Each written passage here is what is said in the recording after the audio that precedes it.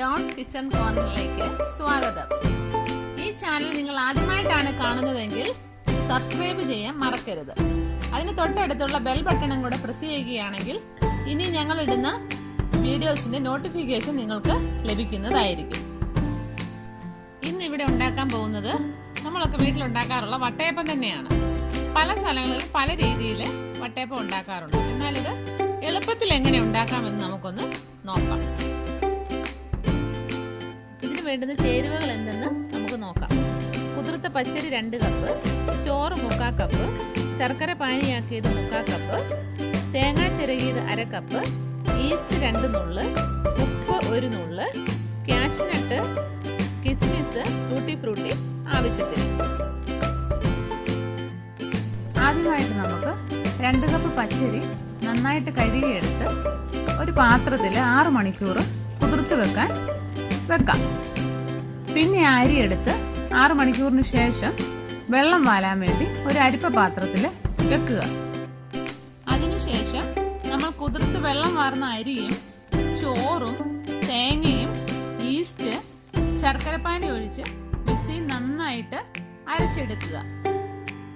ഈ അരച്ച മാവ് കുഴിയുള്ള പാത്രത്തിൽ ഒഴിച്ച് നന്നായി ഇളക്കി 6 മുതൽ 7 മണിക്കൂർ വരെ അടച്ചു വെക്കുക. 7 മണിക്കൂറിന് ശേഷം മാവിൽ 1 നുള്ള് ഉപ്പിട്ട് നന്നായി ഇളക്കി യോജിപ്പിക്കുക. ഇനി ഒരു ഇഡലി പാത്രം എടുത്ത് വെള്ളം ഒഴിച്ച് ചൂടാക്കുക.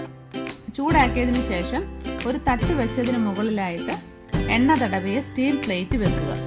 അതിൽ 1/2 പ്ലേറ്റ് മാവ് ഒഴിച്ച് ടൂട്ടി ഫ്രൂട്ടി, കിസ്മിസും കാഷ്നട്ടും വെതറിയിട്ട് അത് അടച്ചു വെച്ച് 10 മിനിറ്റ് വേവിക്കുക.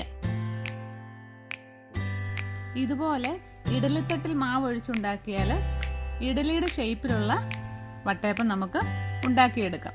കുട്ടികൾക്ക് ഈ രീതിയിൽ ഉണ്ടാക്കിയാൽ കൂടുതൽ താല്പര്യമാകും. 10 മിനിറ്റിന് ശേഷം നമുക്ക് തുറന്നു നോക്കാം. ഇപ്പോൾ 10 മിനിറ്റ് ആയിട്ടുണ്ട്. തുറന്നിട്ട് ഇതുപോലൊരു ഫോർക്ക് വെച്ച് ഒന്ന് കുത്തി നോക്കുക. ഇപ്പോൾ ഇത് റെഡി ആയിട്ടുണ്ട്. ഇതിന് സൈഡിലൊന്നും പറ്റുന്നില്ല. ഇനി നമുക്കിത് എടുത്ത് വെച്ച് ഒന്ന് തണുക്കാൻ വേണ്ടി വെക്കാം. ഇപ്പോൾ നമ്മൾ പ്രതീക്ഷിച്ചതുപോലെ നല്ല സോഫ്റ്റ് വട്ടയപ്പം റെഡി ആയിട്ടുണ്ട്.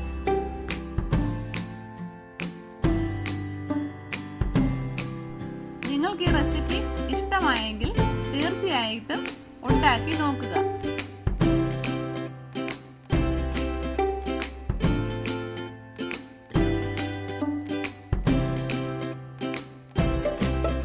Thank you.